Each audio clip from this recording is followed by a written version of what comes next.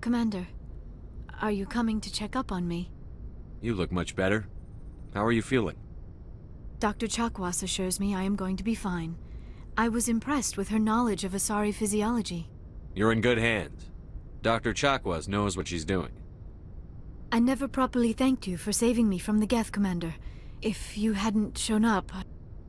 I'm just glad we got there in time. So am I.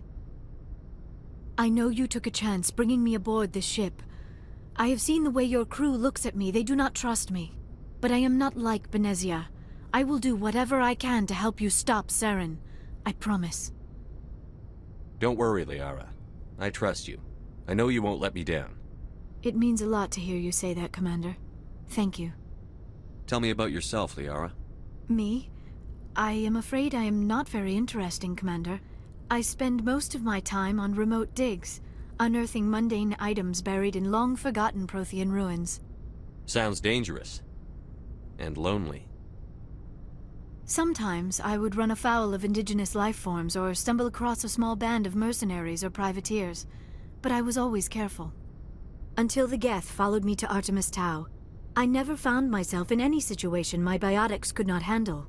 As for the solitude, well, that is one aspect that most appealed to me. Sometimes I just need to get away from other people. You don't like other people? I suppose it comes from being a matriarch's daughter. People expected me to follow in Benezia's footsteps. They wanted me to become a leader of our people. Matriarchs guide their followers into the future. They seek the truth of what is yet to come. Maybe that's why I became so interested in the secrets of the past. It sounds so foolish when I say it out loud. It sounds like I became an archaeologist simply to spite Benezia. All children rebel against their parents. It's a natural part of growing up. Aha, you share the wisdom of the matriarch, Shepard. That is exactly what Benezia said when I told her of my decision. But there was more to it than that. I felt drawn to the past. The Protheans were these wondrous, mysterious figures. I wanted to know everything about them. That is why I find you so fascinating. You were marked by the beacon on Eden Prime. You were touched by working Prothean technology. Sounds like you want to dissect me in a lab somewhere. What? No! I did not mean to insinuate. I never meant to offend you, Shepard. I only meant that you would be an interesting specimen for an in-depth study. No, that's even worse. Calm down, Liara. I was only joking. Joking? Oh, by the goddess, how could I be so dense? You must think I am a complete and utter fool. Now you know why I prefer to spend my time in the field with data disks and computers. I always seem to say something embarrassing around other people. Please, just pretend this conversation never happened. Do you know why Benezia joined up with Saren? I don't understand it. She was always outspoken about the need for the Asari to become more involved in shaping galactic events. Maybe she thought allying herself with Saren would somehow be for the greater good in the long run. At least I hope so. This hurts you, doesn't it? None of this makes any sense to me. I have not spoken to Benezia in many years, but I know her, and this was not like her. Something changed. I'd like to know more about the Asari. We were the first species to discover the Citadel. We were instrumental in forming the Council, and we always strive to be the voice of peaceful cooperation in galactic disputes. My people believe we are all part of a single galactic community. Each species contributes something to the greater whole. Although we seek to understand other species, it seems few of them seek to understand us. The galaxy is filled with rumors and misinformation about my people. Like what? Most of the inaccuracies are centered around our mating rituals. My species is monogendered. Male and female have no real meaning for us. We still require a partner to reproduce. This second parent, however, may be of any species and any gender. I don't understand. Your species can mate with anyone? Mating is not quite the proper term, not as you understand it. Physical contact may or may not be involved, but it is not an essential element of the union. The true connection is mental. Our physiology allows us to meld with other beings. We can touch the very depths of their minds. We explore the genetic memory of their species.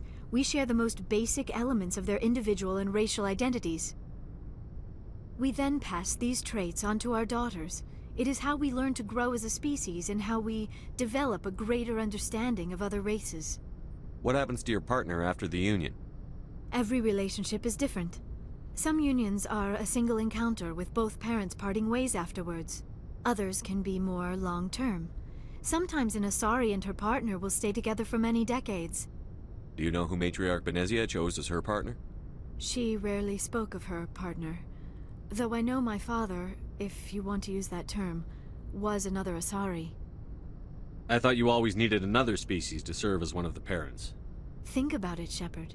If we were not able to mate with our own species, we would have died out long before we ever mastered spaceflight and left our homeworld. Union with our own kind is no longer common, not for the purposes of reproduction. Most Asari believe it weakens our species. Asari daughters inherit racial traits from the father species. If both parents are Asari, then nothing has been gained, or so conventional wisdom would hold. I am what is sometimes called a pureblood, though no Asari would ever be cruel enough to say the word to my face. It is a great insult among my people. It is possible Benezia's partner was embarrassed by their union. She may have been too ashamed to publicly acknowledge me as her offspring. Maybe she wanted to meet you but couldn't. Something could have happened to her. Maybe she passed away. You might be right. I hope you are. But I have no way to know for sure. Benezia never spoke of her partner. Whatever happened, it caused her too much pain to dwell on it. She raised me by herself, though that is not uncommon. Many Asari raise their children alone, particularly if the father species is short-lived. Often the partner will pass on long before the child reaches maturity. You Asari live for 1,000 years. What happens when your partner dies? Few sapient species live as long as my kind. We have learned to take a philosophical approach to our unions. We do not focus on the inevitable loss of our partners. Instead, we enjoy the time we spend with them. And even after they're gone, a part of them lives on in us. The union is a connection that transcends both time and space. I should go. Goodbye, Shepard.